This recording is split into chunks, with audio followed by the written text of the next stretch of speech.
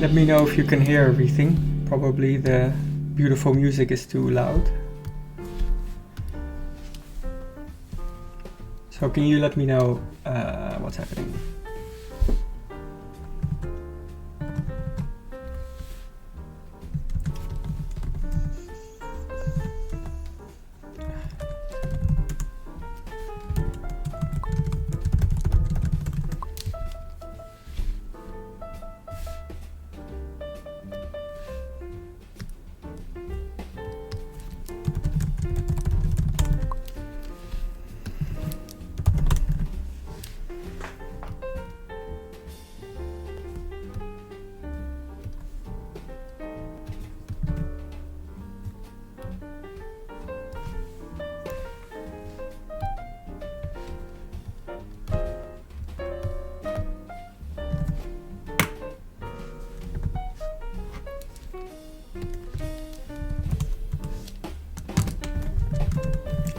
Just want to know if everyone can hear me. I really try to put everything properly, so just let me know if you can understand me and if you can hear the beautiful music. It's very important.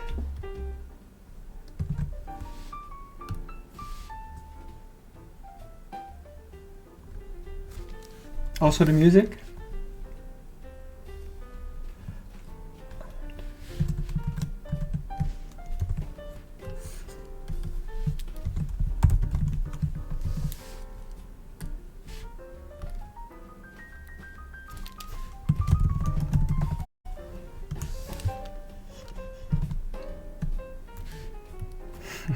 Cool.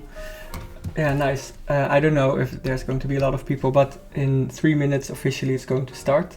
And we're going to start with finding inspiration and then finding a statue to work on. Just let me know if everything is going alright, because this is the first time and I'm I'm worried about doing everything right. Anyway.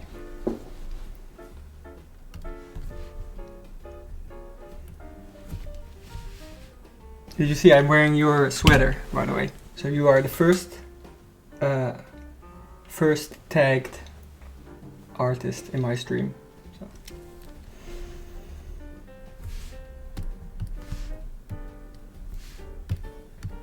Okay, everything looks good. This is nice. Yeah, I think it's saving itself. I hope. Yeah, I'm pretty sure. So I'm going to save this, and then later on I'm going to try to edit everything. At least on I will upload it to YouTube and create those chapters to make it easier to look at. Let's see how it goes, because I have a whole list. Look, a whole list of things I want to talk about. But yeah, we're here. Let's see if there's going to be more people, because I want to see how many people will show up, even though it's just a technical test. But let's see.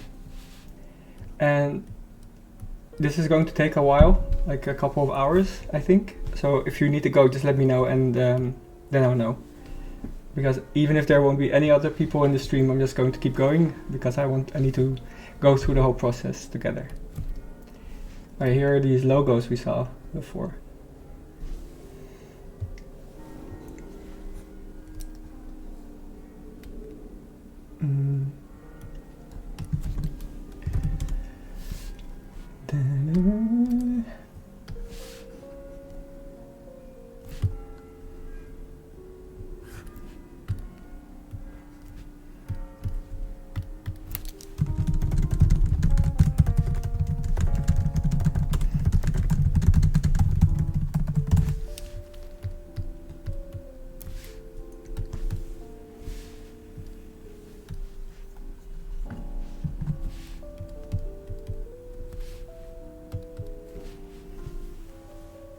Okay, I think now officially the timer finished. So Park Cheongju. Park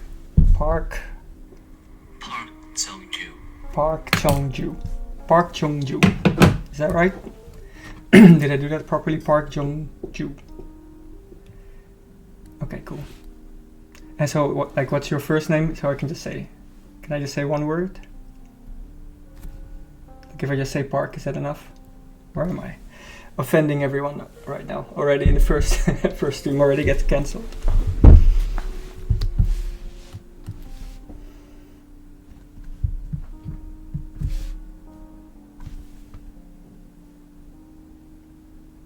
Okay, so far we have 6 viewers. I don't know if everyone can type. Like, I don't know if everyone can type. I can see that we have 6 viewers, which is great. I think my mom and my dad are also here. Not really, but yeah. They will come eventually. This is actually just for them. No, but so if you can type, just send me something on Instagram so I know who you are, so I know who is here. Next time we'll do it on YouTube. It will be much easier, but it took 24 hours to verify. I didn't know that, so here we are. I'm just going to take like 10 minutes to introduce who I am and what we're doing, and I just want to see what works and what doesn't work. And if you don't understand what I'm doing, please send me a message, because sometimes I go too fast, or maybe sometimes you have to you wonder about something. Just let me know, because this is for you and also for me to see how much technical stuff I have to figure out to make this a regular thing. This is an opportunity for me to share how my process is, and also how I do my work, but mostly it's about working together. Maybe later on I want to do something of a challenge, that if you go through the whole stream, or if you pick up certain techniques and just try it out for yourself and let me know how it goes, and share that with me on Instagram. Yeah, because I'll do my proper introduction now. Eventually this is going to be my YouTube introduction. Yeah, so my name is Jan-Paul Dubbelman. I'm from the Netherlands, but I travel all over the world. I'm a 3D artist with a background in teaching, history and human rights.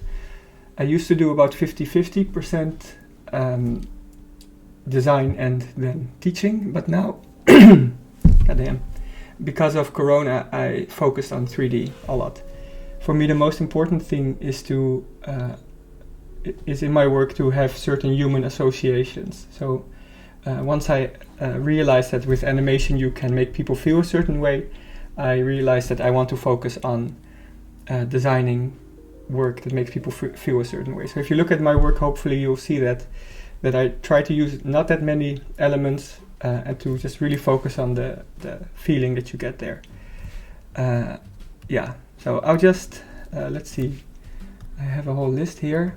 Yeah, so what do I do? If you look at my Instagram, I think you'll get an idea. I think most people who see this know me from Instagram, which is great. Okay, so persistent design is a very important topic for me. Is that why do you want to be a designer? And what motivates you? And for me, the feeling of persistence is important. I've been doing this for like 10 years now, I think. The first 4 years were just amateur, and then after that I did an internship, and after that I became a professional. But only since, I guess, last year I looked at my work and tried to do something else with it, something new. And since that time, like if you look through my work, all the way at the bottom, you'll see that it changed quite a bit. Here we get more commercial things. Yeah, so here in the beginning, I just tried to build these little machines. There was a phase in my life where I tried to build these machines, these loops, because at that time, this is 208 weeks ago.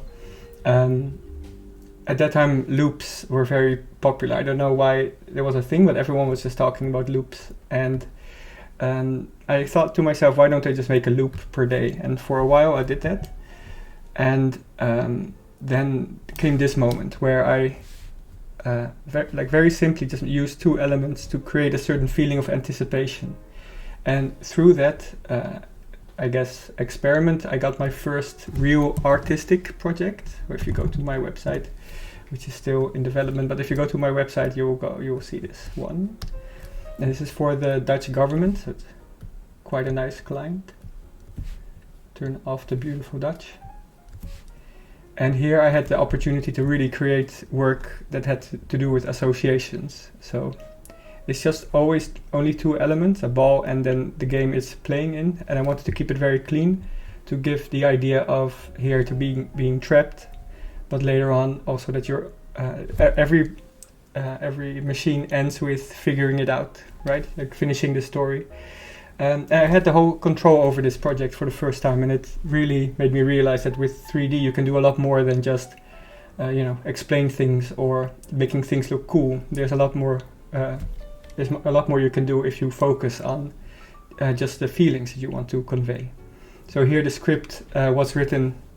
So there's a voiceover here, but the script was written besides this project. So I was just making associations with the text, and in 2019 this was very special for me, because before that it was just straightforward, this standard motion design where something is explained and you just have to make something cool with it. But here I really try to hook into those associations that people have. So here making it kind of almost fly out. I don't know if you can see that, but it almost flies out of the track. And that was important. This kind of feeling where sometimes you want to do something so fast that you almost fly out, but if you have the right track, then everything is going to be okay. And it was cool working for a government, because those people are usually focused on... The first time we went there with the client, they took this big stack of books and they just put it down and said to us, this is what we want you to visualize. And so we had to convince them that what we're doing is not just visualizing information, we're also trying to explain to the people, and in this case the people were the people from the city I was from, how hard it is to get a lot of processes together. So the first 2 weeks with the client, we just talked about that. Like, you don't have to explain everything, sometimes a feeling is already enough. I did that with this Studio Hands. Good friends and very nice studio. Design for ideas that have to grow. And then this is mine. Well, it's not mine, but I did the 3D there. And then this one, I mean, it's even 4 years later, it's still very high on their list, and the same with me, because we're very proud of it. But they do very cool other things as well. So check. Oh, I also did this. But anyway, so they a very cool studio in Arnhem, and they really helped me out by trusting me and saying, hey, your 3D can do a lot more than just explanation. And from then on we had a good relationship that we still have today. Anyway, so 3D, you can use it for a lot more than just making cool shit. You can also go make associations. And if you go up in my list, you can see that eventually I did something like this. Let's see if the music... Yeah, there's some sound here. And this is what I wanted to do. I wanted to give this feeling of gentleness and skill. And from that time on, I think I was obsessed with the idea of skill and the idea of adding two things together, which then make you feel a certain way. And you can see in my work from then on, it is always like this kind of. It's also for a commercial client. Even though this is just a Christmas animation, I tried to put something more in it, a bit of emotion. So again, that's what motivates me, and until today that's still going on. I mostly use Houdini now. You can see like this is a good example. I really like Houdini because it's an application that you can use to make generative art. I'm very bad at modeling. I'm very bad at that stuff, but I'm pretty good. I'm getting pretty good at generative art, where you collaborate with the computer in creating your designs, where it's not just this is what I want to make, but also the steps to get there. So usually I use Houdini. This is also Houdini, but today we're going to use Cinema4d because I think most people that follow me use that. Most of the techniques we do here are interchangeable between Cinema4d, Houdini, and also Blender or whatever else you're using, because volumes is a technology that most of them use, right? And with my rendering style, I think most people see that the first time when you see my work. I try to keep it very focused. I think that's the word. I like to do assignments that are not very long, like the not many frames, but each frame needs to be good. So that's where you get very focused, things like this, where it's only 2 elements, but those 2 elements are already enough to create all the associations that I'm looking for in a project. Yeah, and I don't know how far we'll get today with the materials, but you can see in these materials that I make is that I start with a very basic shape and then I just keep adding details until it's very small. The details are very small, and then people always tell me, yeah, I mean, no one's going to see that, but I have a theory that even though your eyes don't see it, your brain sees it. Like, this is a pretty good example. Like, this is what we're going to try to make today, but in Cinema4d, and then, you know, it's a custom project. But here you can see, like, these textures are something your eyes can see, and of course it looks very nice. Gold with any kind of texture always looks great. But then here there's also little bumps and little scratches, and in the floor there's also scratches, and these kinds of details really inform your brain about how big something is, and that's, I think, why my work looks quite large, or at least you get the scale of it, and I think that's the style the style I'm going for. I also do NFTs, but we'll talk about that another time, because I try to not sell my work but more collaborate with startups, but it's a whole different conversation. Okay, so I hope everything is clear until so far. So that's who I am. Now let's talk about what a volume is, and for that I need to draw, which is not my expertise, but I'll try it anyway. Is everything still okay? Can people see, can people hear and see everything I'm saying? I just want to know if my microphone is still on. Okay, that's good. Okay, so a volume is, so in 3D, you, like, if you make a sphere and you make it like this. The problem with 3D is that if you look at your 3D object, is that they are hollow, right? So if you look at so all these polygons, they're hollow, and even if it's a standard sphere, if you go in, you can see that they're hollow. So there's not really any thickness to the material, and that's fine because the computer can just calculate, you know, this face over here and this face over there. They're far apart, so that's why it's thick, but it's not real thickness. It's just thin, a thin skeleton, basically. So volumes were created to show things that have volume, that are thick. So like clouds and fire, you cannot model that because it has thickness and depth. And so that's why volumes were created. And how it works is that if you have a circle, right? This is going to be a thin. This is going to be your mesh, your 3D mesh, right? Beautiful drawing. Ooh. Okay, I really have to learn how to draw. Anyway, this is going to be your mesh, and like our sphere here, it's thin. It doesn't have anything inside. But what a volume does is basically draw squares or cubes, I guess, around the object, right? And it calculates how much of those squares are filled with the object that is inside. If that makes any sense. So anything you make, it would turn it into a cube around it that is made out of little cubes. Right? This stuff makes sense to me, but I hope it makes sense to you as well. But that's how volumes work. So if you, in Cinema4d, there's the plugin, not a plugin, the tool called a volume. If you go here, up here, there's volume builder, and if you throw something in, you can see that if you make it has a slider here called the voxel size. A voxel is a volumetric pixel, right? And if you make them bigger, you can see that that it's made out of little squares. And the bigger they are, the more you will see that they're actually squares, right? So what it did is, and then if you go inside, wait.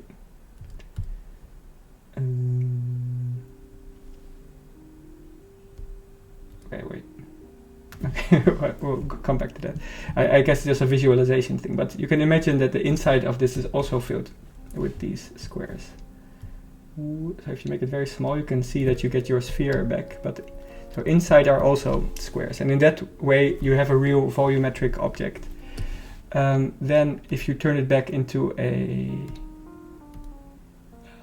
measure, so if you turn it back into a primitive, into a mesh, you'll see it tries to turn it back into a polygon. So for what we're doing today, this is what we're going with. We're not going to render the volume directly, but this is also how you render smoke, right? So it's a volume. Inside there's information about the thickness and the density of everything. And then you can turn it back into a primitive, into a polygon object. And with that you can create a lot of different interesting ideas and different designs. So if you have two spheres, put them together, you get this kind of metaball effect. And you can get a lot of organic shapes, but you can do a lot more with that. So this is the basis of volume modeling, but a little bit more science behind it, because it's called a signed distance field. And what that means is, again, let's go back to my beautiful drawings. So there's a cube, right? This is one of those voxels, and let's say this is the sphere, and then it intersects here, right? So the computer knows that this is filled. It's like this part is filled now by the sphere, and then the computer knows that this is filled by like 50%. Right, that volume is filled 50%, and in that way it can calculate a lot of different things. But in Cinema4d, it's mostly the roundness of it, right? So if you turn the measure off, you can see that there's a cube here, right? This one, and it's not completely filled. That's why it's gray, and that's why it knows that it's going to be rounded. And if you make this smaller, and then turn it, right?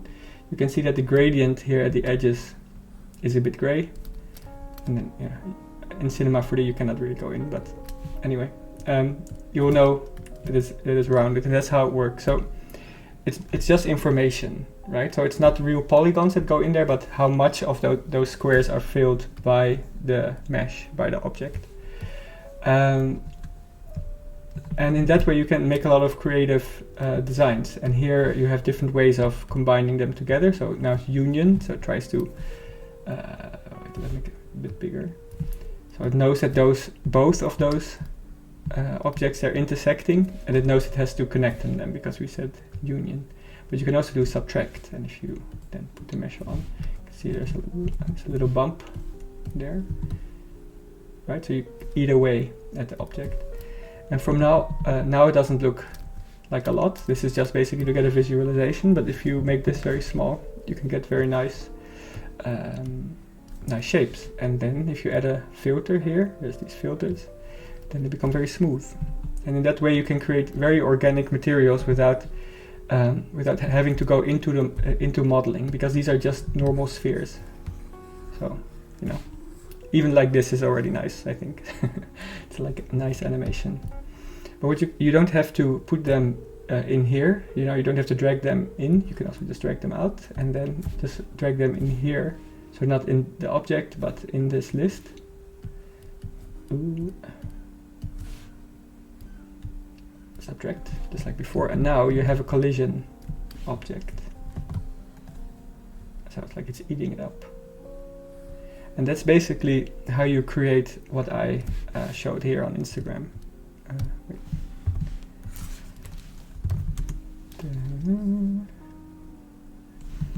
Instagram. Okay, thanks. Thank you, Google. Thank you, Instagram. Thank you, Facebook. Okay, so that's how I made this, right? So you can imagine that this part here is the volume, and this part here can be a mesh. In this case, they're both volumes, and we will go into that.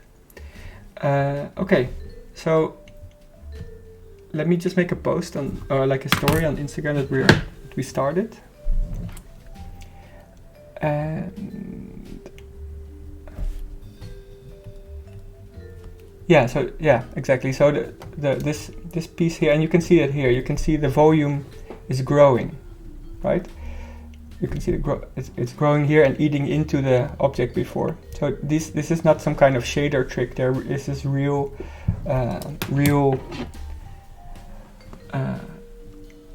wait, it's really eating the model. 1 second. Okay, so I'm making a post for Instagram right now. So this is what we're talking about how to create this and why you can use volumes in Cinema4d. Why you should use them for these kind of organic materials. I have to put a link in there. So is it kind of clear so far? I know I'm going a bit fast and I don't know how to draw, but I hope that the technology behind it makes a bit of sense. So basically you make a grid around the model, and the grid is made out of these voxels, these boxes, and then you turn it back into a polygon. And you get these very natural shapes that way. Let me just make this post. It happens when you get older, so you cannot do two things at the same time. I think this is fine. Okay. Cool. Okay, so that's how volumes work. In Cinema4d you have a couple of other things you can add to it. Like if you go here, and that's also very powerful. If you create a field, right? So here you go, create field, a random field. I don't know why it's called a random field. It should be called a noise field, but whatever. And if you put that in here, turn the other things off. Turn this one off.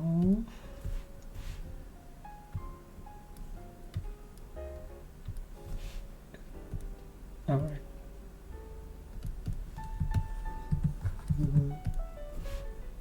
And oh, okay. Yeah. So here now I put this random field, which should be called a noise field because it makes a noise. And if you put it in normally without anything else, thank you Cinema4d. Then you have, it creates a box, right? So this is a box of noise, and the noise is all in these settings here. I don't know, random, just call it noise. Goddamn. So if you change this noise and add a bit more detail, right? You can see it's this nice noise volume, and then you turn on the smooth, you know, it's some cool stuff already. And you can do all kinds of things. So I'm using my MacBook now to do this, and it's actually really responsive. Sometimes when you make these too small here, it'll freak out, but you'll get, I mean, it would take a long time to calculate, but if you just trust the process, it will all work out. Okay, anyway, so here we have our noise, but you can also, usually it creates this box. Again, I don't know why it creates a box, because 99% of the time you will use the second option, which is the objects below option, right? So if I turn on the sphere, it's the same noise as before, but it applies it to the sphere under it, kind of eats away, and you can turn, you know, mess with this, how much of the noise is eating away at the volume below it, right? So you can see that it's actually really powerful way of creating these nice objects. What's your favorite, this is a very important question, what's your favorite noise type in Cinema4d? For me it's Luca for sure. Let me make it there. Let's see.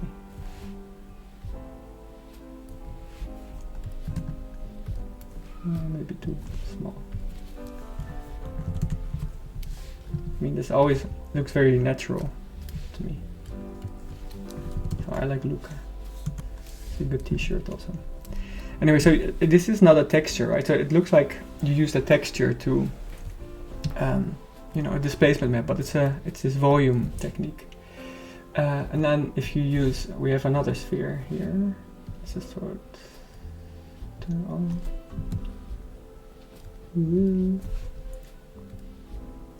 The subtracting sphere. Just going to throw it in here. Yeah. Right now you made like a moon or something like that. So you created something that is actually very, you would never be able to model that, but it's also not sculpted or anything like that. It's all parametric. So we just have these spheres here. I just turn this off. It's just two spheres and a noise. It's already nice. You can already render this out, and in the end you just put this smooth. And this is also there's different smoothing options. So usually it uses Gaussian, which just means that's just a standard blur. But if you use this curvature one, it tries to keep the curves.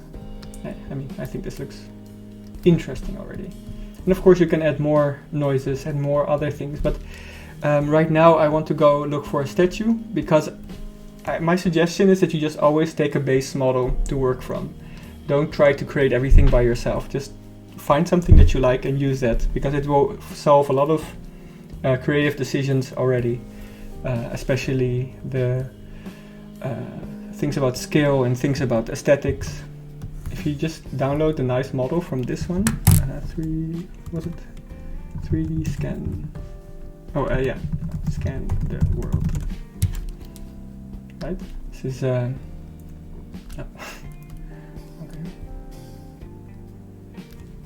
No, what? Why doesn't it work? Okay. Scan the world. You have all kinds of models. They want you to give some money. This is also fine. Statue.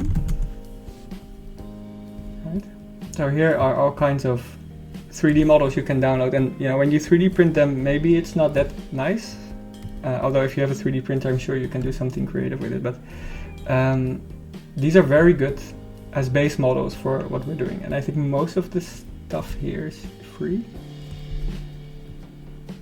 Right, so you can just download this one. So it's cool. It has all kinds of different details. There's these scratches here, and it's thin and thick at different places. So that stuff has a lot of.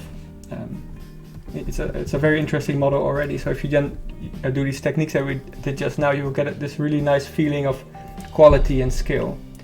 So I want to find one. If you see something that you want me to use and not Spider-Man, because I don't know. I don't really like using these pop culture things, because everyone already knows what it is. So if you then change it, then you're changing changing something people already know. I usually just go to the Greek and Roman statues. So let me see, I just got a message on Instagram. Okay, cool. So right now I'm just figuring out which statue to use. What do you think about this one? It's classic. It's pretty good, right? Thinking guy. Was it free? Yeah. So if you maybe next time, if we actually have a lot of viewers, we can do something together. I was thinking that you can choose one. So if you have an idea, just let me know. But maybe I should just keep going and go. Come on. Just go. She doesn't have a nipple, so Instagram will let me post her. Okay, whatever. I'll just do that. Download. Okay. Yes. All right. Okay. So I download the model. Let me open it up.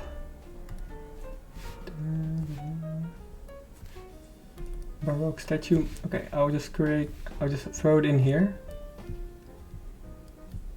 because we have something set up. Let's see if Cinema4d is nice to me today. Oh.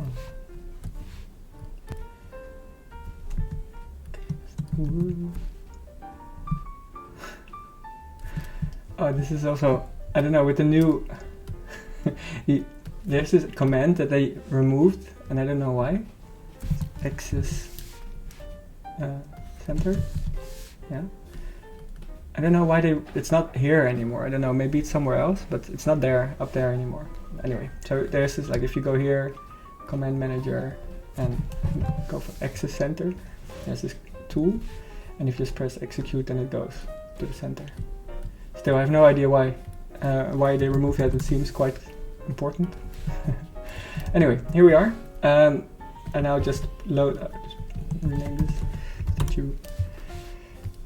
Hey, thank you for coming. I hope, yeah, and you made some, so this is Acid Angel. Look at her. I think she makes a lot of very cool designs. Yeah, the colors are always very interesting. And the last post she made was also this volume statue, basically.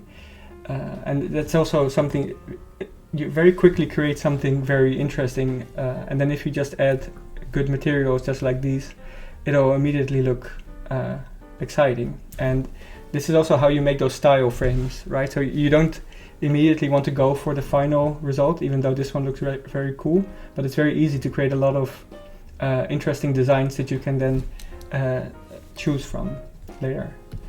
Okay, so I'll just put this statue back into our scene. Should probably save that. Tree form technique. Okay, so here we put the statue, and it's very small, and this is important, and the scale, the scale of the model is important, right? Because if you make these squares here, these we talked about before, these voxels, if you make them very small, then it takes a long time to calculate. So we need to scale this up a bit. It's good that we have this volume builder grid here, like this. Oh, this is actually a random field, but whatever. Okay, so we just have to scale this up a bit so that it is a manageable size, right? So this is a problem that a lot of people run into when they are getting into the more detailed detailed models in Cinema4d or in other 3D programs, because you get this model and this is a 3D scan, but you have these very complex models, like what are you gonna do with this? if you're going to, hey, thanks for coming. Hey, thanks for coming. Make sure that you just send me a message if you have any questions, because I go through this maybe a bit too quick. I did already an introduction to everything we're doing, but yeah, just let me know if everything is okay. And if you can hear me and if the jazz is good, yeah. So yeah, what are you gonna do with this, right? So here, if you have all these points, yeah, what do you cannot really, like, if you want to make her nose bigger, you would have to select these and then scale that up, but you mess up the whole model. Yeah, it's going to be difficult to create nice renders from this if you do something with it. So you can see on Cinema4d, sorry, on Instagram, you see a lot of renders of sculptures because people really like them, but they don't know what to do with them. So you just put a sculpture there and give it the gold material, just like what I always do, and then they render it out. But you can do more things with it, because if you turn this into a volume, then you have a lot more options. So yeah, so if you here, this is volume builder. Let me turn on. Okay. Turn everything off for a second and then just throw the statue in there. I guess I have to turn the... Yeah. So here's our statue made out of voxels. Okay, this is the face. The nose is one little block. And if you turn this into a mesh now, okay, we lose a little bit of detail, but if you look at the polygons, it's not that many. So we went from we went from a mesh like this with all kind of random polygons, and it's because of the scanning. But if you turn it into a volume, you get a much better grid. Also for like if you would like to sculpt on this is much better. You just subdivide it a couple of times. But what we're going to do right now is to, if you increase or decrease the scale of these squares, you can see we'll get just about all our detail back. So you're not losing anything, right? So you're when you do this direct modeling, It's called a destructive workflow, because every point you move, you're not going to be able to get that back later on. Like if you remove her head, it's going to be gone. You're not going to be able to go back into the process and put the head back. You would have to reload the model. But this is a non-destructive workflow because the statue is still there. We didn't remove anything. Right, so we have the statue with a bird. And what you can do here is mess up the statue, the original model, without changing any, without doing any direct modeling, and still get a good result. And we'll get into that now. So in my list, right, we picked out a base model, and now I want to talk about this fall off in fields. So here's the statue. All kinds of, very dense grid. And wait, this is, but what we're going to do is to convert this into a volume, and then, first mess it up, then convert it into a volume, and then convert it back to a 3D model, like a standard model. And what you can do with that, still, Acid Angel, go follow her. I don't know why she has this few followers. I think what she's doing is very exciting. What you can do with that. So these are made in Cinema4d. Oh, actually, this is nicer if I go here. So this is a background. Like I like to do web design because it's really focused design. And this is made using this volume builder technique. So you can see that there's all kinds of, these are particles, and they're really part of the mesh. So that's one of them. And then this was like a series I was doing.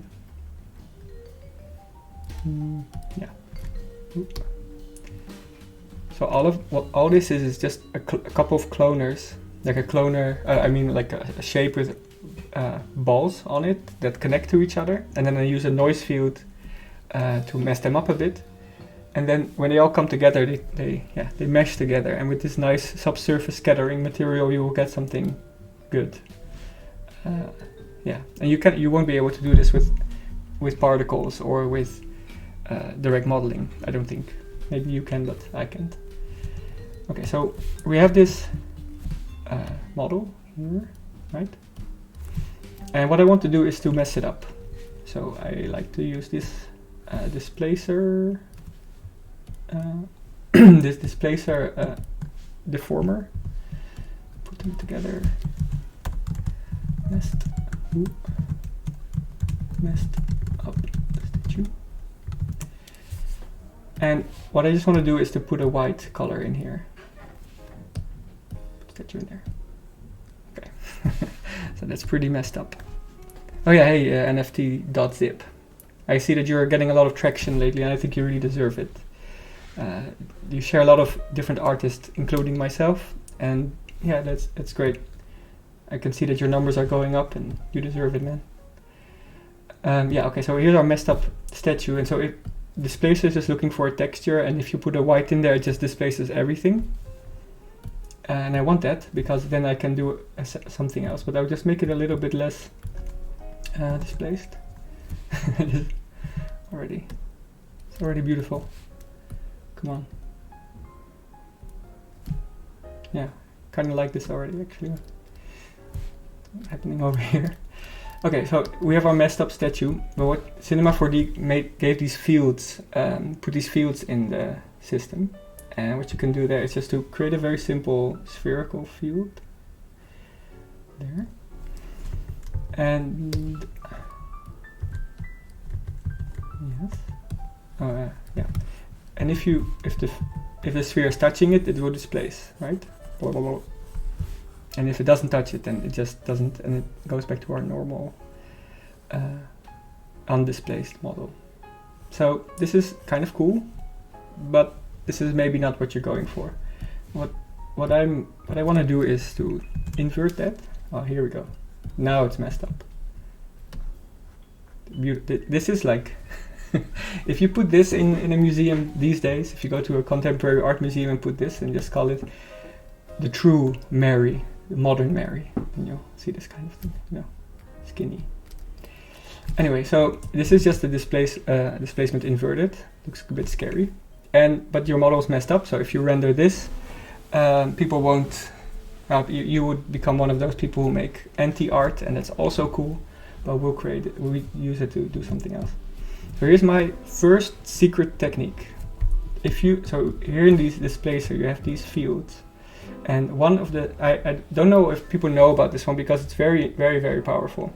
If you go here, there's these filters, and one of the filters is delay. And what you have to do is you have to press play, because then it's going to simulate. And now, if you move this over it, see it's like smooth, right?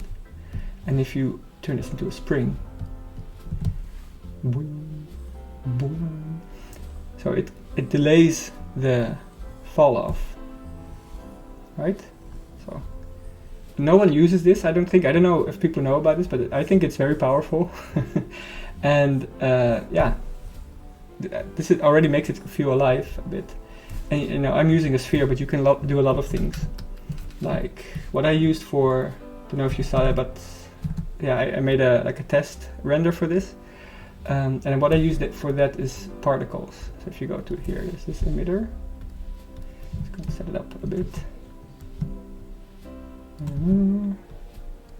going the right direction now.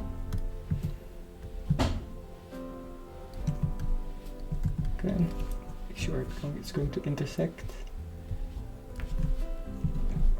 Okay. Cool. Getting somewhere.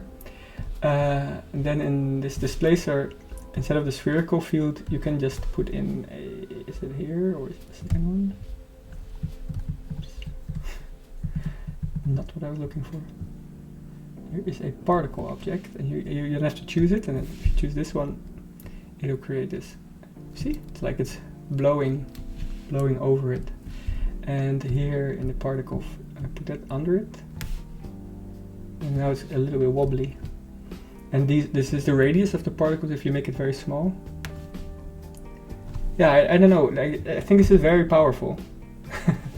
I don't know a lot of people who use this. You know, it's kind of like you created your own wind this way. Still looks a bit messed up, but well, it's going to be cool, I promise. So with these emitters, you can do a lot of things, and this is basically the basis of generative art. Instead of making it directly, you just work together with the computer and create something together with the computer. Maybe if we want it a bit.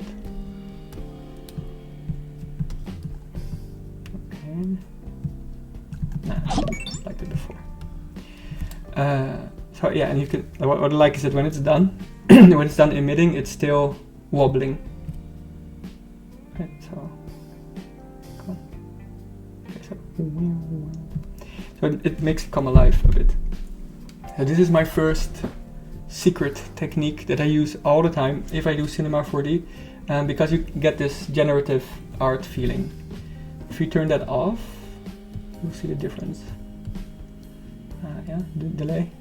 I mean, it's also cool, but it's not alive, right? So all you have to do is put a delay and put it into spring. If you do it more, it's going to get even more wavy. A little bit, and it's just like it's pushing it. We just play around with it, and it's very simple, right? It's just one fall off and a delay.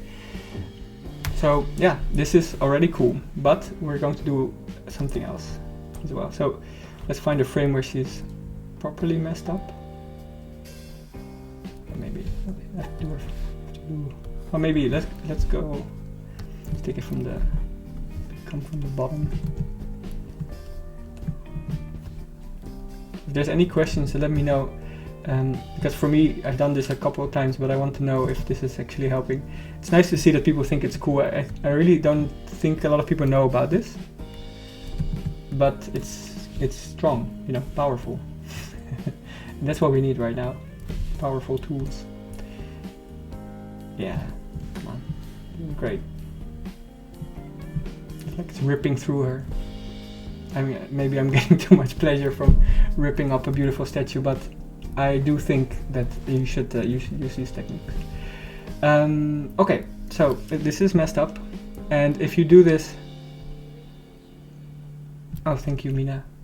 Yeah, that's the point, right? I want to talk a bit about how I do these things, but later on I also want to, like, if I do these streams more often, I want this to be a collaborative process with other artists, but that's for later. This is mostly a technical test. I hope everyone can understand me and I don't make too many weird extra noises, but I guess when I hear this back, yeah, we'll see. Already doing this for an hour, goddamn. Okay, so we have this messed up model, and if you would use normal polygons, then you're fucked. You know, you cannot. If you render this, you're going to see all kinds of artifacts and bad geometry. But if you then turn it into a model, like this one, but this one. Look at this. Now you carved a part out of her. Because again, what it's doing, it's not trying to rebuild your model, it's converting your model into a volume. And right now it looks like damage. Right? It looks like something is scooped out. And even this part here, where this is maybe, yeah, this looks bad, but turn on these, it looks great. I mean, it looks like it looks like something natural. And then if you convert it back, this is probably maybe not exactly what you're going for, but at least you won't get any render issues. I mean, maybe this floating thing here, but you can then smooth it up and it removes things that are floating by themselves. So this is a cool model already. And again, this I'm using my MacBook, and it's really, like, it's very fast with these kinds of operations. So in your case, it might take a while to load, but just trust the process. If you make the squares very small, you will get more detail. So now you, like, this on my other computer, this takes a while, but anyway. So, but come on, I really like these little scratches, these little details here, and her thin, scary leg. That's also cool. So if you turn off the display, so you'll see the difference. I mean, it's kind of cool. And you can use this with anything. So if you have like text written out, let me do that real quick. More text. Isn't it here? Is it like this new interface? I'm still figuring it out. Shouldn't there be text here? Okay,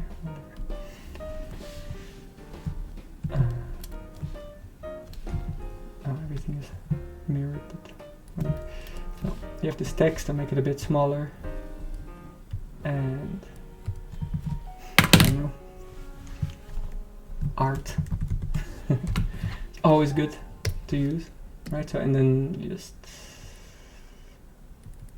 remove the statue, throw in the art. It has to be on the path of these particles.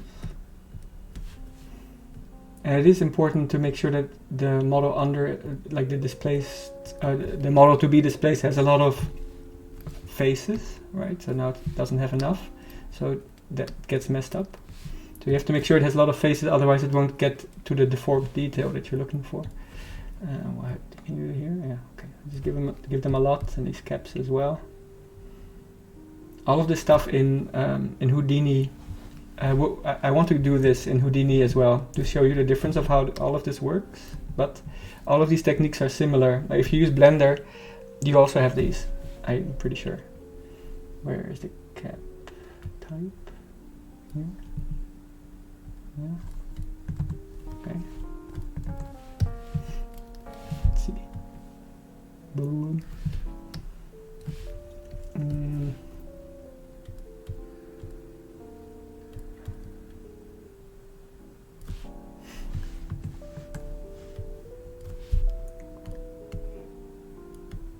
Maybe too much displacing going on.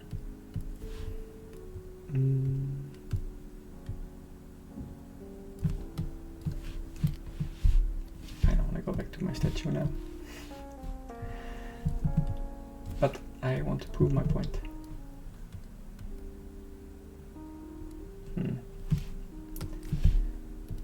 Yeah, it has to do with this displacing. It doesn't have the right normals.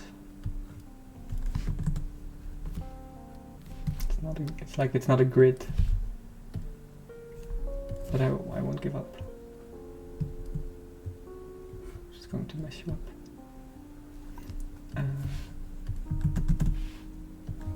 Right.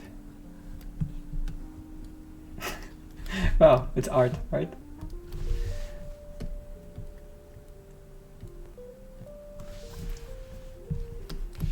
Okay, well, probably should have thought about this a bit more. Just know that you can use any model, but you have to make sure that the model is displaced properly, which I didn't really do here. But yeah, thanks. The music is it wasn't provided by me, but by maybe the best young 3D designer that I am in contact with. Blue Ocean. And if you don't follow this guy, then I don't know what you're doing. I really like his art because it's also, I mean, maybe it's because it's kind of similar to what I'm doing, but he's also very focused. And I think that for 3D animators, that's a big problem because there's so much to do. There's so many techniques you can use, and then you end up trying to put a lot of stuff in there. You can see a lot of young designers, they just want to download every plugin, and they want to download every, big model, 8K textures because big is better, but usually it's not. Usually focusing on your one model that you have and then doing everything right, like this one. I mean, this is great. You just have one or maybe 2-3 elements here, but the background is black and the light just lights one side. And in that way you get this feeling of this product is finished. And when you just start out, you don't really know when to finish a product. But I think when he renders, I mean, also, I don't even know how to do this. This is so crazy. Planets are always a mystery for me, but this guy, he really figured it out. So, very cool guy from Korea. He promised me that we'll eat fried chicken when I get there, so looking forward to that as well. Yeah, so this is the kind of art that I'm really into because it's so focused. Yeah, so, and he provided the music and he provided the sweater that I'm wearing. Look. It's a sweater from Korea. Is such a nice guy, man. On Christmas I got a package from Korea and it was full of Korean snacks and then this sweater. And I really like it. No, thank you. This is really cool. Okay, back to our art. Remove the text. Maybe next time I should do some research before I do that. But let's see. Yeah, it's really nice. This is also, I don't want to get too personal about all of this, but this is really what I think what we need in the sense, like as artists, to help each other out, to kind of give each other. You don't have to give each other sweaters, although it's a very good idea, but just talk to each other. That's the most important thing. Most people are just working on their own stuff all the time, and when they post it, they get these likes and comments, and that's great. But if you send someone a personal message or a DM, as they should call it, it's much better. You get this nice connection, and I think, I mean, a lot of people get to know each other on Instagram because of that. But this, we should keep doing that. So, if you don't do it for yourself, then do it for me. Okay, so let's go back to our lady. Okay, yeah, right. So, I mean, if you just, I don't know, yeah, well, yeah, that's why I live too. But I live for other things as well. But like, this is so I've met so. Oh, right. That's why I love to get to know new artists, right? Not live. Me too. I've had such good experiences in my life going to different countries and then meeting people that I know from Instagram, also from other platforms. But Instagram is good because you are it's very easy to share something.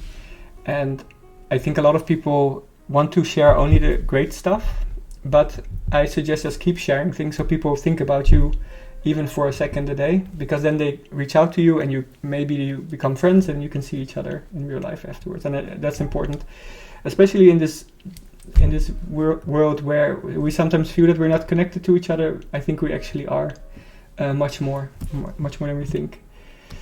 Anyway, what happened to this bird here? If you, okay, that's maybe a good something to talk about. So if you don't want something to be deformed, it's also quite easy. If you take this box field, okay, actually deformed everything much more. Okay.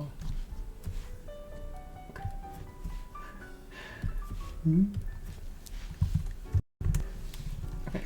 So if you take, what happened there is that the voxels were so small that if I put this box field, it really tried to push everything very far, and then the grid becomes too big, and then it has to calculate too much. So be careful with those voxel sizes, because if they are too small, then it might lock everything up, and that's not what you want. Anyway, so we have this box field, and it's it's really big, but if you make it smaller, okay, still a bit too. Okay. This. So you can see now, right now it's saying everything in the box field is affected, but if you go here, and then say subtract, yes. Wait.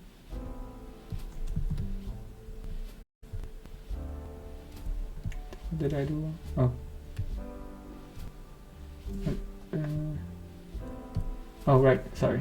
I was in the volume builder, but it had to be in this fields setting here. So if you do subtract, then everything in the box is not affected.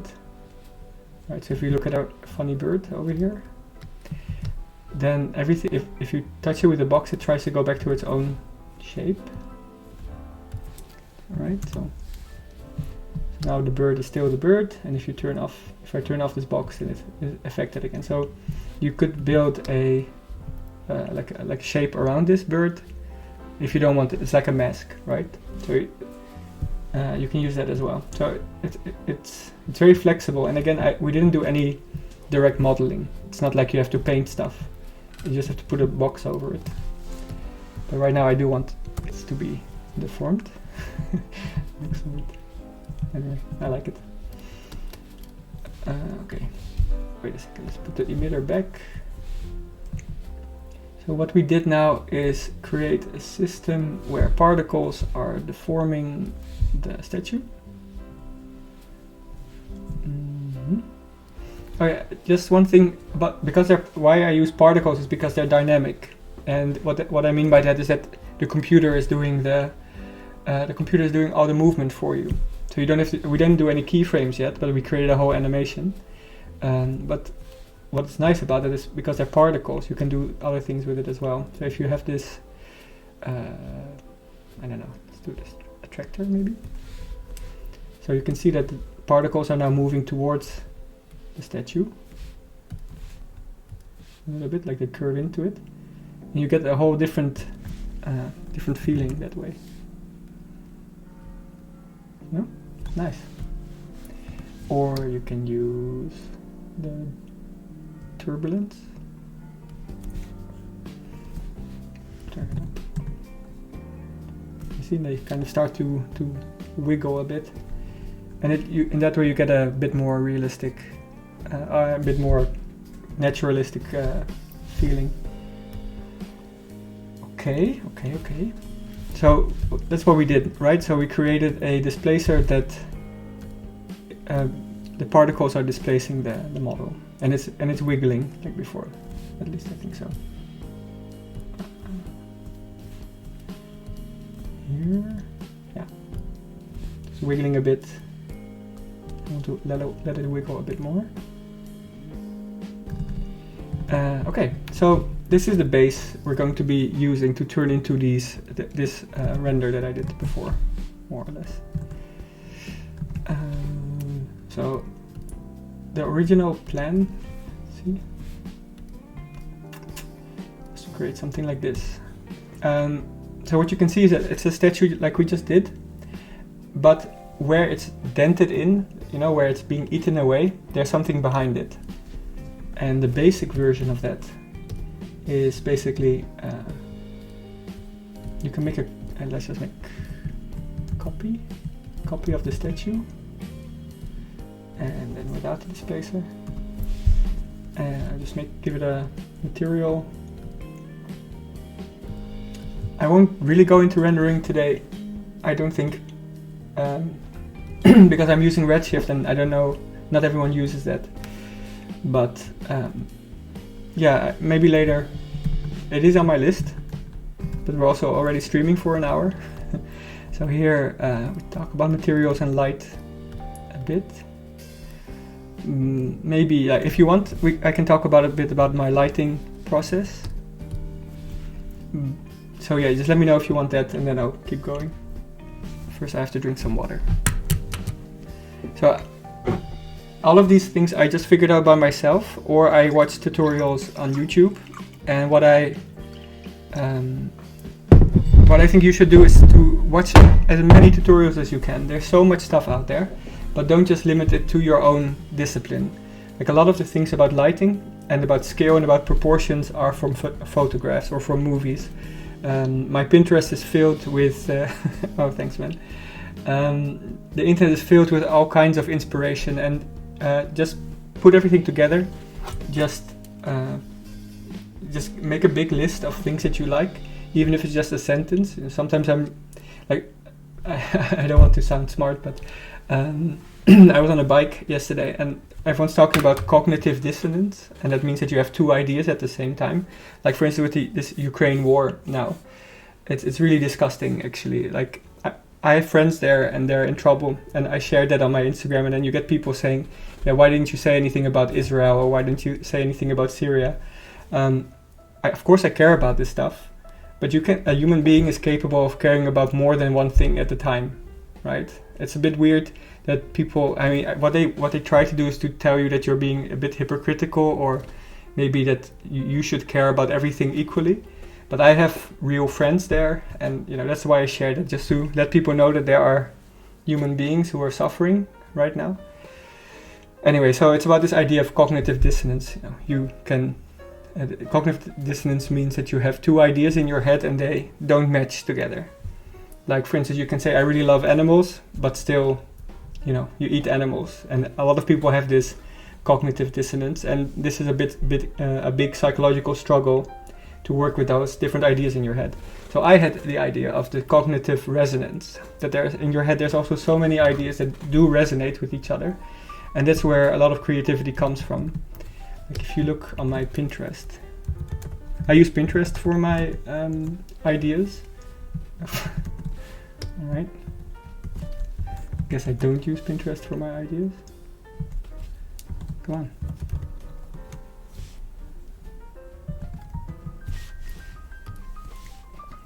Yeah. Oh, this is my the old name for my company. My name is Dubbelman, so my last name is Dubbelman, and that means double man. So double man. It also sounds like a gay porn site.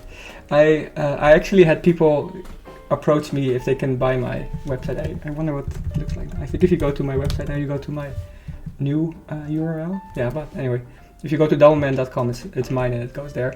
But I had people approach me and say, hey, we are a startup from California and we're into the erotic arts and we would like to buy your URL. I don't know. Yeah, I'm Dutch, so it's close to Germany. But I didn't sell the name. I don't think it fits with my brand.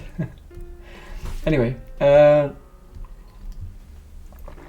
if you go to this page, this is just stuff that I like.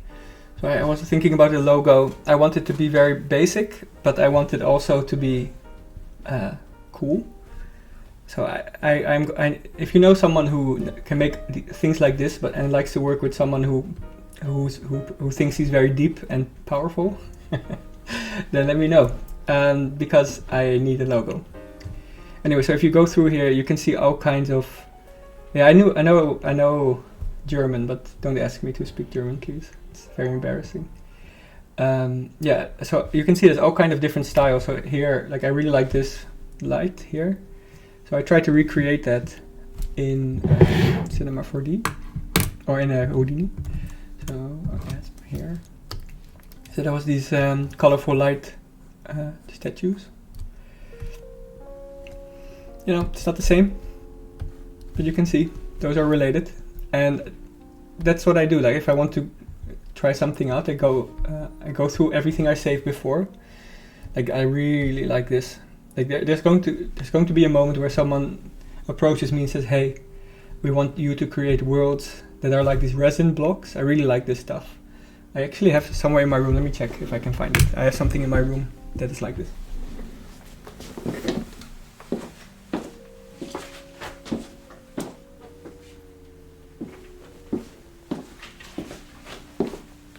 So I found two things. So first is this. Maybe you saw it in my posts. I really like crystals, and then there's this one. Don't know if you can see. It's like what's it called? Dutch is paardenbloem, horse flower. Anyway, so and it's captured in this resin, and in a way that's sort of what I'm doing with my 3D. That I try to capture naturalistic moments in time, and yeah, they do this with the resin. I really like that. Really like that stuff. This is also my latest post about the bottle that turns into water. That's what I try to do here, to recreate something like this. But just make sure that you save everything, because if you don't save it, then you're not building a visual library for yourself. Yeah, here. Huh. I didn't buy this. I got it from a friend of mine. Yeah, but like this is something you can do with these volumes, right? This is, this is something I really like. And then you give it different materials, or maybe not. Just keep everything white. And it looks great. Yeah, so just keep saving stuff. And I wish there was like a plugin or like a connector between what you saved on Instagram and Pinterest, because I save stuff all the time on Instagram, but I never look back on it. Don't even know if you can do that. Oh, here, yeah, okay. Okay, I just figured out that actually I can use Instagram for that. There's a lot of stuff that I liked. Oh, even like my own stuff. I like this because Side Effects Houdini shared it. You should start doing quick tutorials. I'm sure it would help a lot. Well, Sasha Jacobson 12. Look at me now. Okay, yeah, this is also really cool artist. Set Reset. You might think that this is 3D, but it's not. So I'm making 3D that looks real, and he's making real stuff that looks 3D. I mean, this is so cool. Really talented guy from the Netherlands. Met him a couple of times. He has this kind of stuff. It's really cool. Looks 3D, but it's real. And also, okay, so yeah, make sure that you save everything, and so you have something to look back on. I have a friend, he's a writer, and what he does is that he says that he has to save 10 things a day, photos or text or whatever. Yeah, that balloon is really cool. Set Reset, please follow him and let him know that I sent you, because I mean, this is just great. Everything he does, for me at least, is, it's great. I don't know if I think that's him, but it's a long time ago when I saw him. Right? Cool. I mean, I have no idea how to do this stuff. It's yeah. Set Reset, really nice guy, very talented. Yeah. Okay, so we're back to the statue. So what I want to do, what I want to do is just to give these two different colors, so you can see what's going on. So there's a statue at the top, right? And then there's a statue below. But right now, because they're intersecting, you will get these patterns, and you don't really want that. So if you go to this volume builder, there's another filter called dilate and erode. And dilate is open, you know, your eye dilates. When there's light coming in your eye, it opens, so your eye dilates. And erodes is that something is eaten away. But we want to erode our model, right? So this is, now it's set to 5 centimeters to the outside, but we want to do it on the inside. Now, the yellow is almost gone. Let's see. So this is our statue, probably a bit too much, actually, here. So it just needs to be inside the blue version, right? Okay, well, I'm kind of fine with this. Maybe I'm not fine with this. Yeah, it also has to do with the scale of the voxels, but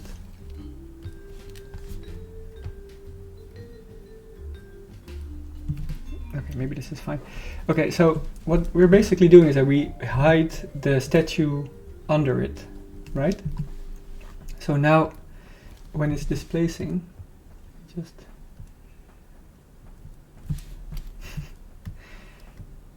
now when it's, oh wait, no, it should be the other way around.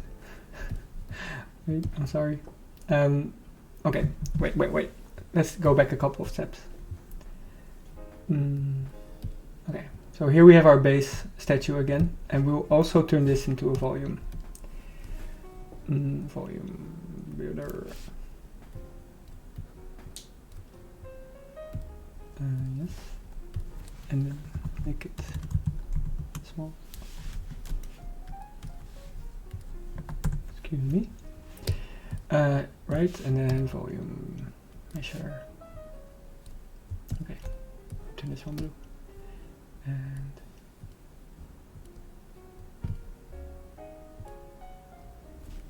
And what am I doing? Oh right, yeah, okay.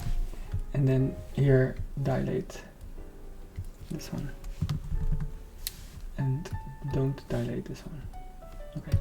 Yeah, so now the yellow is on top and then the blue is inside. So when it pushes in, it only pushes in the yellow one, revealing the one that's below. Right, does that make sense?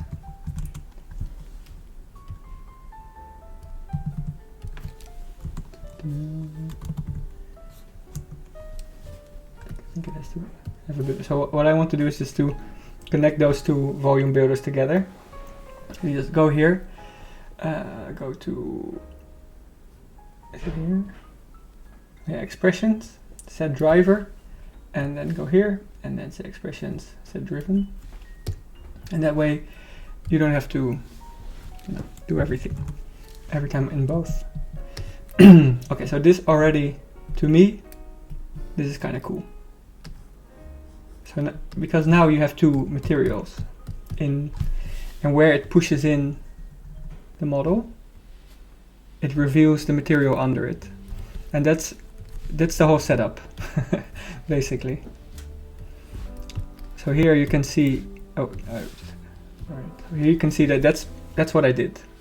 So there are two models here, the one that's displaced, and the one that is not displaced, the one that's like dilated a bit.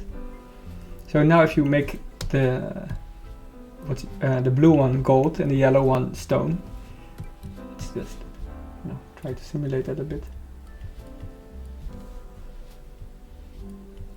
I guess this is gold. This one, no?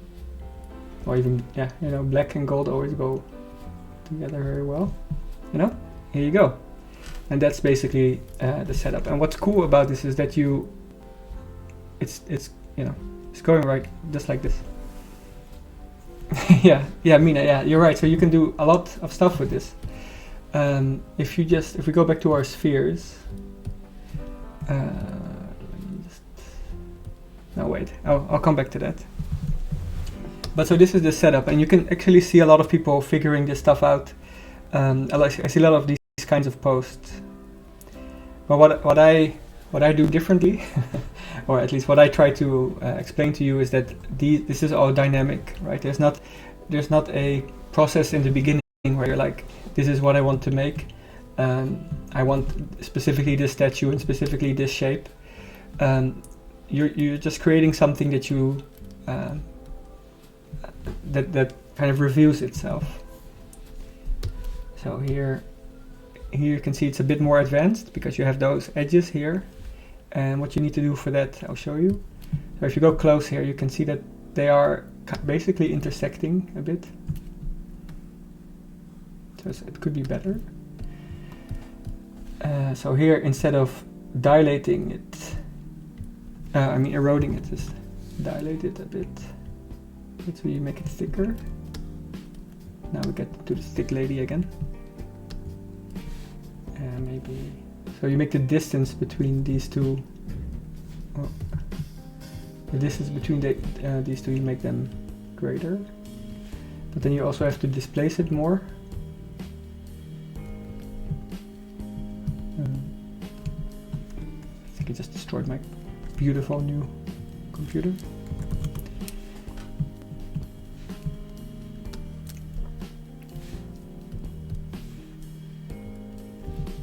So yeah, I mean, this is, there are two different, if you turn off this yellow one, you can see it, yeah, it still pushes it back like before.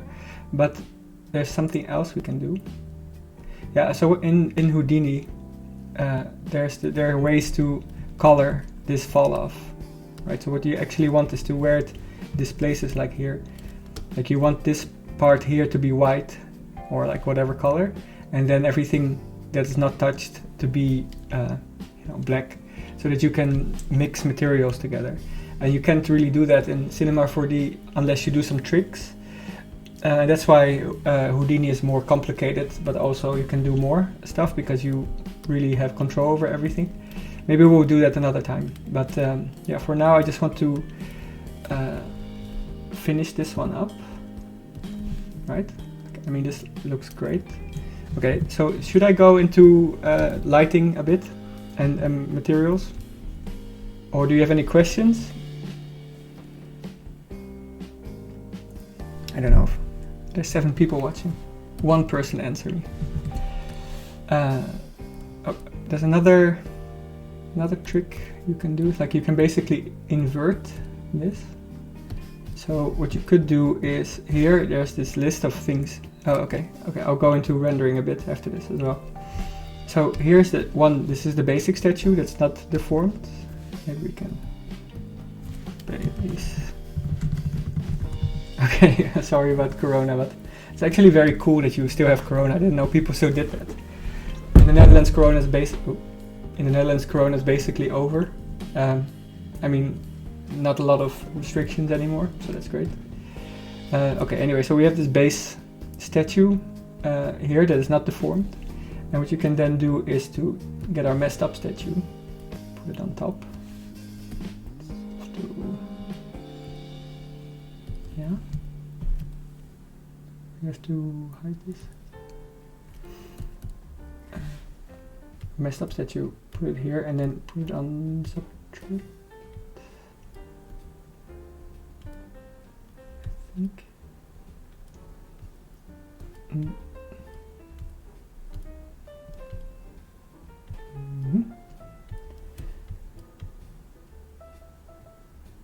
Yeah, I think we're getting into some limits over here. And this looks kind of cool. Wait. Oh. Damn. Not really what I was looking for, but maybe it's actually intersect. Yes. Oh, the other way. Actually, maybe it's like this.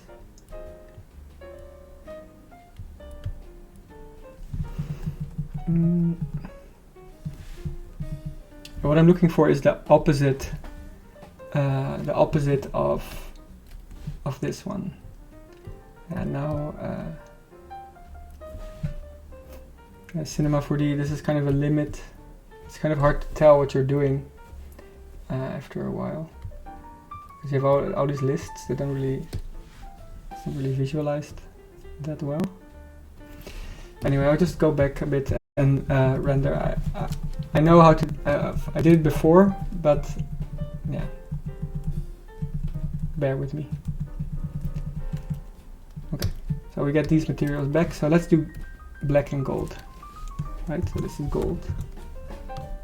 I'll make a redshift material. So now I'm going to go into redshift. I wonder what my computer is going to think about all of this, because it's going to work very hard. Right, so gold material, and then black material. And the gold goes in the gold, and the black goes in the black. So the preview of these are not great.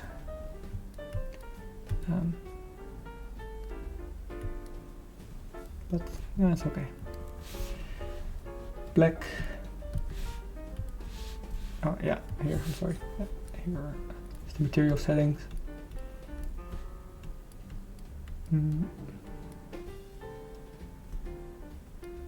Okay. Alright, so this is the setup, and you can use it for a lot of different things, right? Just replace the statue and into something else, and then it will also have this effect. But now let's try to render it. And what I think you should do with rendering, like what my technique is to try to see this as if it's a real scene, a real set. So I don't like to use HDRI when I'm just experimenting, and the reason for that is that it kind of it does too much for you. You're not thinking about how to make your own reflections or your own lighting setups, and this stuff is important for if you want to create your own style while you're working. So I suggest always building a scene by yourself. Like don't reuse too much, because while you're building it, you're also designing something. Right, so I don't know, maybe this is little pedestal. Yeah, again, like trust the process. Everything's going to be okay. You don't have to go for the perfect render right out of the box. You can just take your time. Put ambient occlusion. Okay. Right, so this is just very simple stuff. Probably make it very big. And then I like to make, just use big cubes, or you can also use planes, but I like cubes because it's easier to visualize. Just to build something around the model. And I do this before I'm rendering, because I just want to get the feeling of scale that I'm looking for. So, you know, now you can imagine it's in a museum somewhere, just because you put two blocks. You know, maybe this is a hallway. And this will make it much easier for you to get to the result that you're looking for, because light bounces by itself a lot, and if you don't have geometry around it, then it will look small. Right, maybe one more, and then I'll show you another trick I use for rendering. Okay, so I don't know, we can always adjust that, but I think this is a good way to start. So now is my first style in my renders is using a very long lens, 300 millimeters or even more. And what you do with that is that you kind of create a more designed picture. So I will show you the difference. So if you take I didn't even have a camera. Take a standard camera. So what it does, it creates 36 millimeters, and it's actually a very wide camera. I think the camera on your phone has, even a longer lens. So if you look at this, even though we're quite close with the camera, there's a lot of white space. Oh, there's a lot of white space around it. And if you get very, very close, you kind of you lose a lot of. It's hard to capture a lot of details, a lot of specific shapes. So one of my techniques, I guess, or one of my style things, is to turn this into 300 millimeters, and everything looks much more like a photograph. Because, like in photography, long lenses are used for these portraits. You know, a normal portrait lens is 80 millimeters, but just go all the way up. I mean, a bit less is probably also fine. But I like to use this. Use these long lenses to capture a more design feel render. Okay, our gold is still there.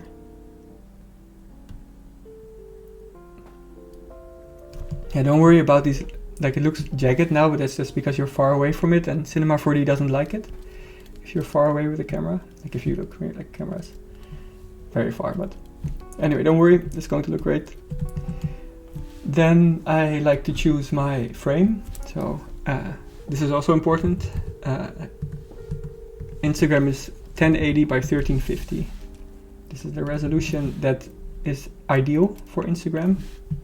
You can also go square, 1080 by 1080, but 1350 tall is what I use, and that's why my posts, I mean, they make it small in the preview, but you can see here it's actually tall, right? And that way you have the most pixels to work with, right? Okay, so just some basic lighting. I don't want to go too deep into all of this, but just some basic lighting, how I set up my work, and then maybe in the next stream we just talk about this all the time. Oh, excuse me. Okay, render view. Well, all of this is on the MacBook, so it's not going to render very fast, but the previews are going to be, very quickly you'll get a preview. Okay, the first thing you're going to want to shut off every time. I don't know. I also don't know why it's in there. Global. It's very annoying to me that they put this standard light in there. So yeah. So now we don't have any light. Okay.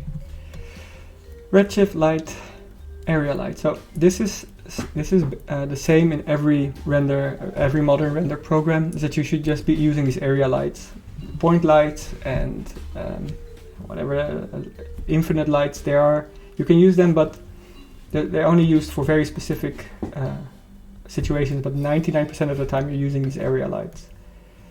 So I just look through the light. Okay. Okay, so here, this is what I'm talking about, why you want to build your own scenes, is that I'm just shooting light through the hallway behind her, but it's reflecting all over the place, right? So you immediately get this realistic feeling. The camera is not pointed, the light's not pointing at her, it's just pointed at the room, and you let the room reflect a lot of light. And it's not a very intense lighting setup, it's just one. But this kind of realistic lighting is very important, and you won't be able to do that if you're pointing lights directly at your subject. Okay, I'll make another one that I will put on her, basically the key light. Oh wait, I didn't do the right one.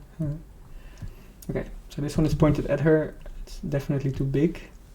So before doing the intensity, always focus first on the scale of your light, because it really changes everything.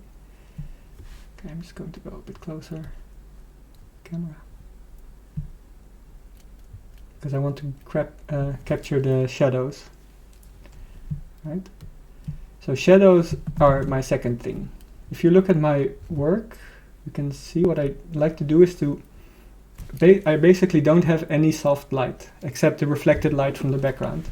So here you can see it's just a hard shadow, and what you get is these kind of, here you can see these blue details, which are nice, but the shapes, the little bumps, the little things, you can see them much better that way.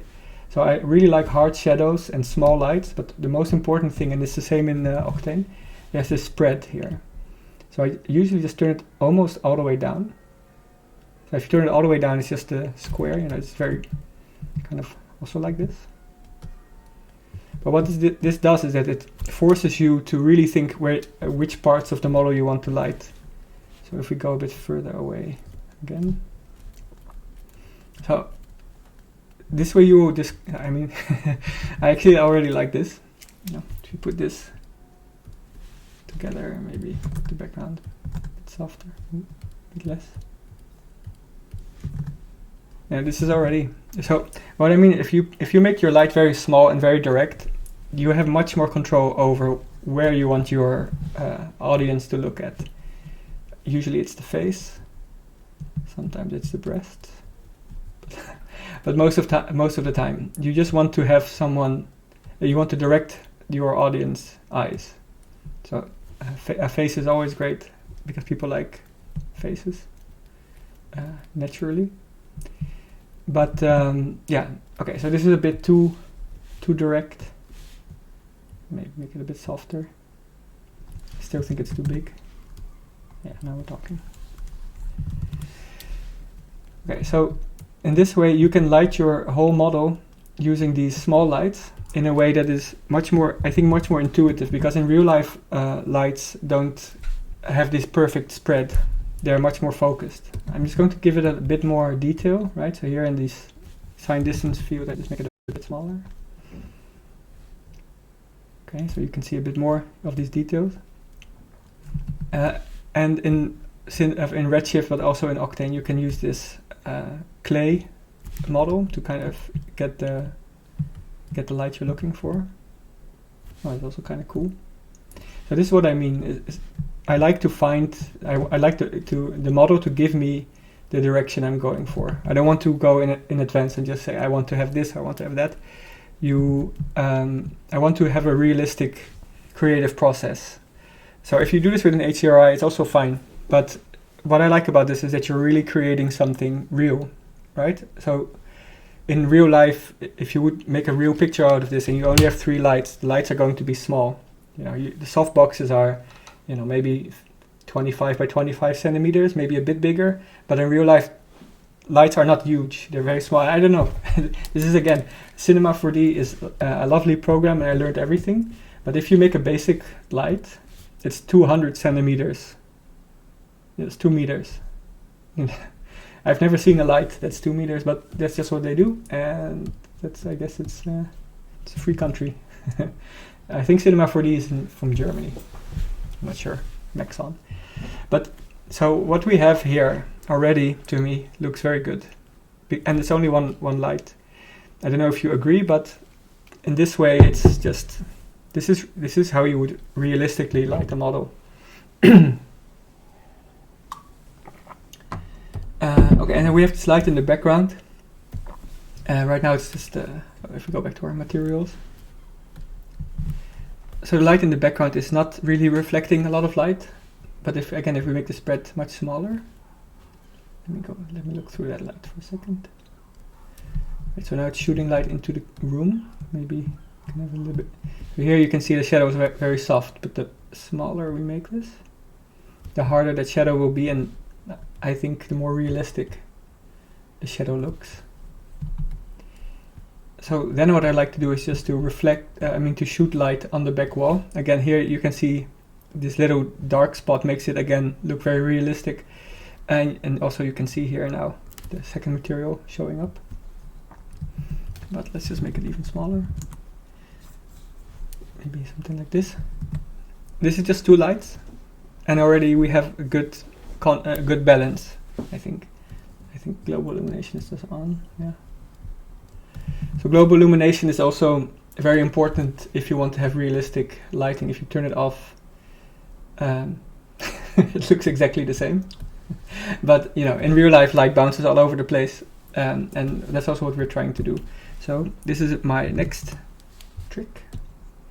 So I turn off this main light, and what I want now is to have this light here reflect light back against the statue. So what I do is just put it like this. So here we have a reflection. I don't really like that. Just turn that off. Or like make it more rough, right? Reflection. Is this not the right material? Yeah, okay. So now it's a bit less. I mean, I like reflections, but reflections to me only, not only, but they are best used to define the surface, and not too much. No, yeah, I don't think that's good. Okay. Okay. Yeah, I'm getting a little bit. So this is global illumination, and yeah, now my computer is going to show its age a bit. not its age, but its power. It's very nice to work with, but of course it's not going to render as fast as you'd like.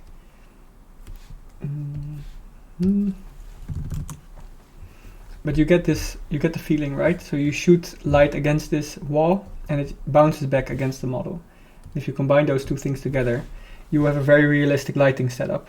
Basically the room is lighting the model, and only one light, one key light defines the whole shape.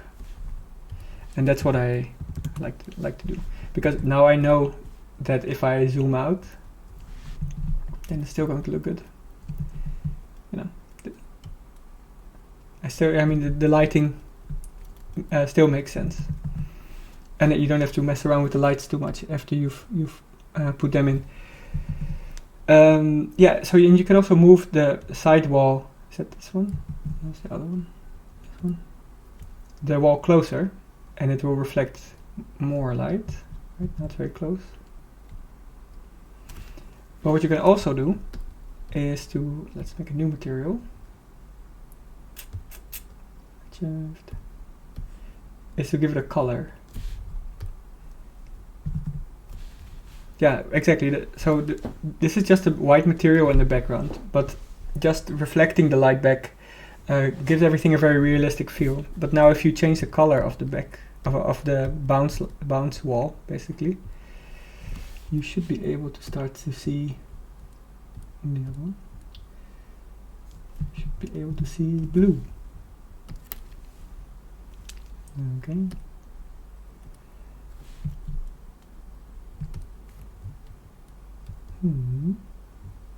Oh yeah, because I'm still in this one. Okay, yeah, so blue. And this again makes everything, it's very powerful because it's reflected light. So it's going to bounce all over the place, and it's very soft. So if you now put those two together, you have a very interesting image. I mean, this is probably a bit too blue, but think about light that way. Like, what do you want the light to do? If you're looking for a bounce light, then maybe give it a bit of a color so that it looks more stylish, or more designed. I'm just gonna put this down here. Realistically, you would probably do something like this to make it look a bit more warm. And again, the lighting setup, because the lighting setup was good before, I think it still works. You don't have to do too much. When I just got started, I always wanted to put 500 lights everywhere to make sure that everything makes sense, like everything looks great. But the reality is that you don't need that many, because the bounces of the light will do much more for you. Like this kind of reflection, I think that's nice. Okay, so this light is pretty good, I think. Let's just go a bit closer. Yeah, it's funny that you say the softness of the light, right? So there's a soft light, but the main act is the hard light. There's almost no softness in this shadow. It's just a very hard edge. And in reality, most of the lights are like that. If you use your phone to light something, you will get this very hard shadow and not this very soft shadow. And I still think it's a bit sad. No, maybe not sad. I shouldn't take this stuff too seriously, but it's a bit of a disappointment that it starts completely open. The spread is completely open. But if it's much more focused, it will force you to make much more informed decisions on your lighting. Okay, let's find a piece of gold here. Okay. Yeah, gold is a very interesting material because of how simple it looks, but in reality it's much more complicated, just like everything in life. So if you go to everyone knows this. Oh, here, it's even there.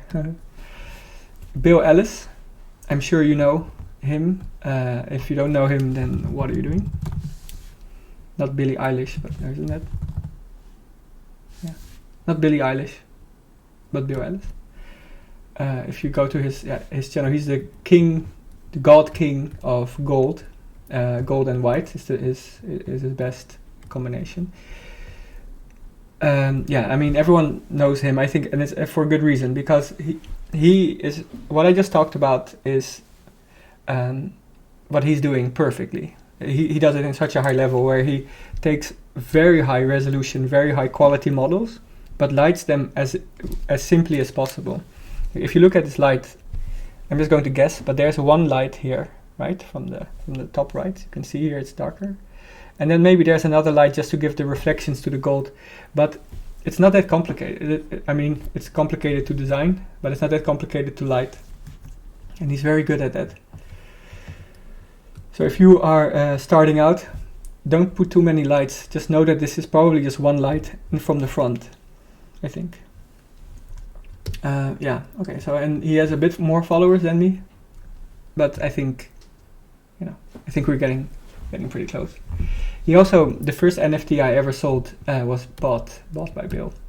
I don't follow him because he won't follow me back. Anyway, okay, so gold. You can see gold has two colors.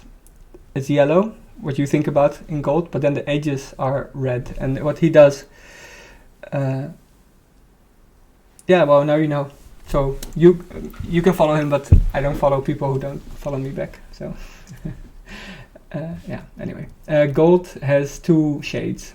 Yellow is what most people think about with gold, but it actually goes to red or orange. And what he does is that he puts a lot of color into his gold, which makes it stand out, especially if you do it with black. So that's what we're doing as well. So here our gold is just this disgusting yellow. Redshift has a gold preset, so so we're done. But you can see here they do that here, right? So there's the front color, which is this orangey reddish color, and then the edge. Oh, excuse me. What did I do? Wait. Oh. Don't know why everything got destroyed, but okay, so it has a reddish color and a yellow color from the front, and what he does is that he basically turns up the slider of these, the saturation slider, and then he gets a much more warm, colorful gold. Again, did I do?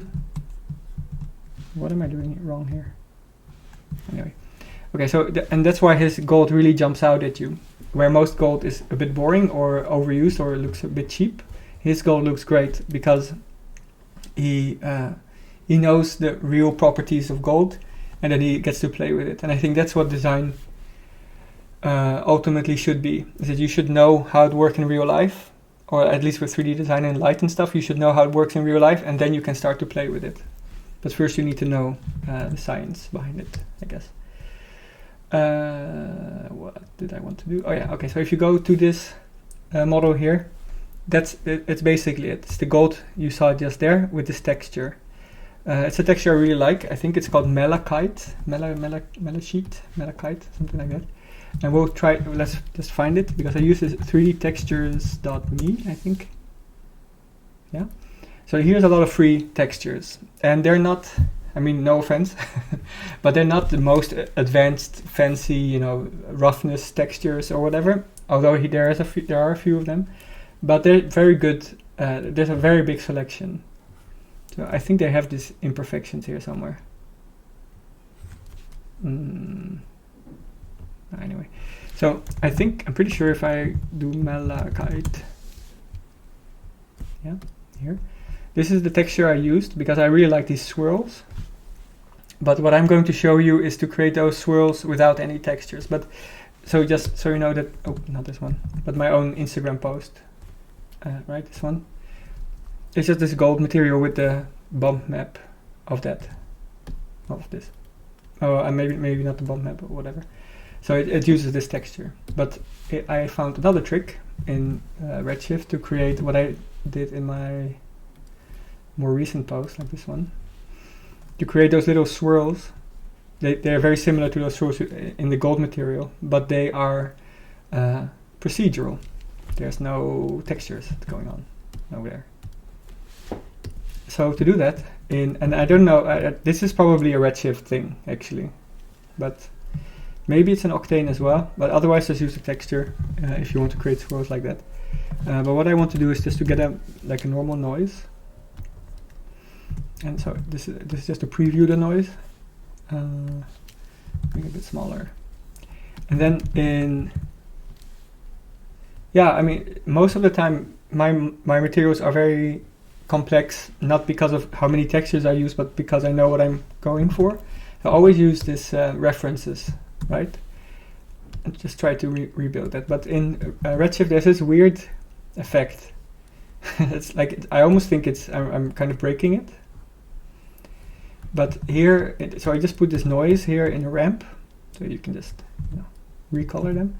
But there's this slider in the Redshift ramp where you can add noise. And look at that. I mean, that's so fucking sick. That's a super nice material, right? And if you put the frequency down, up, you get more swirls. And this is procedural. So if I then, change this up, like offset it. That's too fast. Maybe here. Oh, anyway, so it follows the noise. It's not a texture, right? It's a procedural noise. So maybe if I go back to the bass noise, and maybe, I don't know. So now I stretched it out here. I put one scale here higher. You get these very cool wavy patterns, and they are all procedural. So if I now, I gave it some animation speed. Here you can see. It's kind of cool. It's like it's alive. Anyway, so all you need to do now is to put this in a bump map. And render it out. And now we get what I made in my Instagram post. And what's nice about procedural textures is that it's unlimited resolution, basically. So if you go very close, maybe here, if you go very close, you don't need any 8K textures or something, because it's all, the computer is doing everything for you. And that's how I made this texture for the angel. Let me just put this light on it a bit more. I mean, just a frame like this looks super cool to me. Okay. Put a bit more on the gold.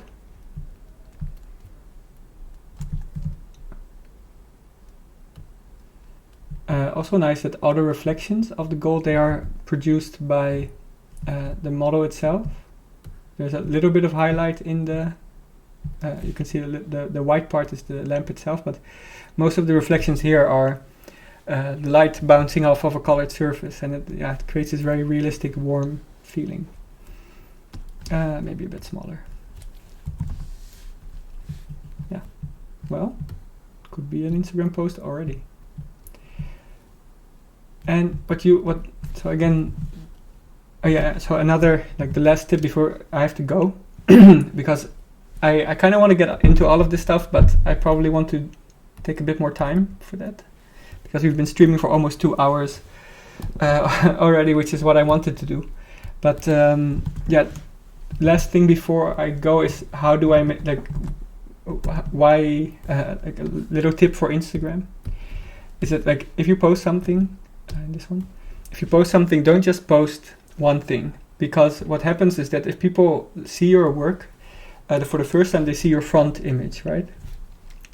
But if they then keep scrolling and look at other things, then they see your work again, but Instagram shows you the second picture. So one post becomes many posts if you include a couple of these extra shots. So what I just do is that I put the camera really close to something like this. Let me just make it bigger. Your GPU has a lot of VRAM. Thanks, man. Right, so this looks cool. And also these long lenses, they also give very good depth of field. Redshift camera. Okay. Right? Ooh, really nice. So they give very good depth of field, and yeah, and just press render. So I use my MacBook now to do this tutorial because it's so quick. But now you can see with the rendering, when you actually start to render it, it'll take a while. Well, the reason for that is because the volume builder lets you make a physical model. So if you just use shaders, which you can also do, you won't get these little details. Maybe it will be faster. Wait, I'm just gonna put the settings down a bit. So review of the MacBook is that it's great for working, but if you want to do some real, there it goes. If you want to do some real rendering, then you need to have another computer. But to render big sequences. So don't spend 4,000 euros or whatever your currency is on the MacBook if you want to make final renders. I don't think I would say it's not fast enough for that. Let's see. I hope I didn't lose the whole project now. I think it's fine. Okay, let's see if it doesn't crash. So as far as I know, Redshift is not completely supporting MacBook or like M1 chips. So I hope they will do that quickly, because it crashes, you can't have that. Okay, so let me just set the settings a bit lighter. Maybe just one bounce. Like this. Should render a lot faster now. Yeah, so to your question, why do I use Volume Builder? Is because you don't, so there's two reasons. One is that you're making physical models. You're not using shaders, and that gives a lot of advantages. So here, it's rendering now. You can see that there's these edges here, because it's a physical model. And there are some tricks you can do with shaders to make it look, to give this illusion, but you're actually making a physical model here. And another reason is that things like subsurface scattering and transparency, they look much better this way because you are making a physical model, right? So the thickness of it will translate much better. Of course, you can use, I use Redshift material mixers a lot, but I like volume builders because you have a physical object. And this is, I think I will do that in Houdini, but here's a good example is that you can see here, it's a physical chunk of water, I guess. It's not a shader trick. You can see that the transparency goes through until the material under it. It's not just a shader trick. The model is physically there, and especially with shots like this, the light goes until it reaches the model under it. It's not transparent. So you cannot do this with a shader. So those are the main reasons, but another one is that it's non-destructive, and that is what is generative art compared to normal, direct modeling, is that I did all of this. Now I'm just gonna save it, maybe color correct it a little bit. Yeah, to put the exposure up a bit. Oh no. Yeah, so yeah, and this texture is super easy. I don't know in Octane you can do that, but yeah, it looks pretty good. Yeah, I'll put this on Instagram. It won't look as finished as my other renders, but I just want to share this. And I hope that this stream was good for you. I hope everything went well. I will look back at it and I wonder how much I'm going to cringe at myself. If you have any questions, please send me a message on Instagram and share this work with other people if you want, because it's all about meeting new people and sharing it with other people.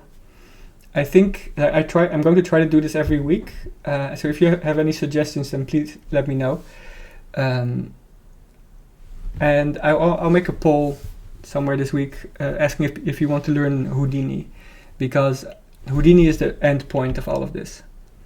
If you go for generative art, if that's what you're into, then eventually you'll run into Houdini. Yeah, thanks everyone for being here. It's very nice to have these interactions. Yeah. Thanks. So here's also, sorry, I can't stop myself, but here are these little sliders. In Octane it's called a camera imager. There's the settings, basically doing, color correction. But I like to make things over bright and then putting the exposure down instead of putting the light down, because everything will still match and the balance will still be there. And then, put a lot of glows. This is one glow, and then this one, and then this one. And then you get thousands and thousands of followers. And in the end, isn't that really the reason why we're alive? No, I'm just kidding. But these kinds of things at the end really make it look, put the finishing touch. And I don't do none of my posts have Photoshop or After Effects or things like that. After Effects a little bit if it's AOVs, but in general it's just straight up renders. Okay, I don't think we need that much stuff. Oh no, pressed the wrong button. But a little bit of glow makes it feel realistic. Okay, I'm just going to let this render out, make some other renders and post it on Instagram. I hope you enjoy this, and this was the first time. Let me know how the technical things went, and also the jazz finished, which is very sad. But thank you for coming, and I'll see you later. And send me a message, and I'll see you next week. Bye bye.